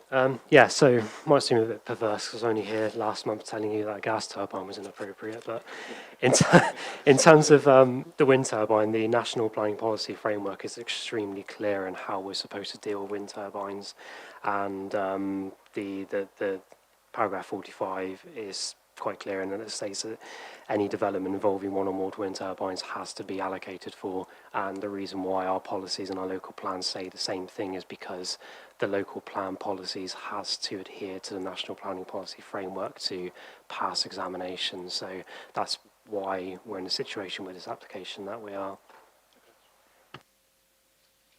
No, I think officers didn't have any choice but to recommend refusal on that application. But I mean, I should just warn you that this one is obviously in the middle of nowhere and no one's complaining. You wait till you've got one near some of your residents, and it won't be quite so easy when you've got the whole back row shouting that this is the work of the devil. Yeah. Anyway, sorry, Councillor Long. Just a point of clarification on the picture you've got up there. Where, in relation to the building behind, would the turbine be placed?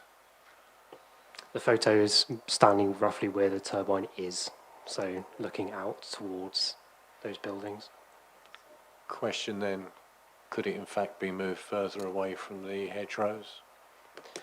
There isn't anywhere in that field for it to be 50 metres away from it, because of the nature of the size of the plot. Okay, I think that's a very good point to make, actually, because I'm sure that there may be occasions when we want to refuse something because we do feel it's within 50 metres, and then if they said, well, why didn't you refuse that one? So the fact that it's unable to move away from 50 metres and still serve this particular dwelling, I think it's a very good point. Yeah.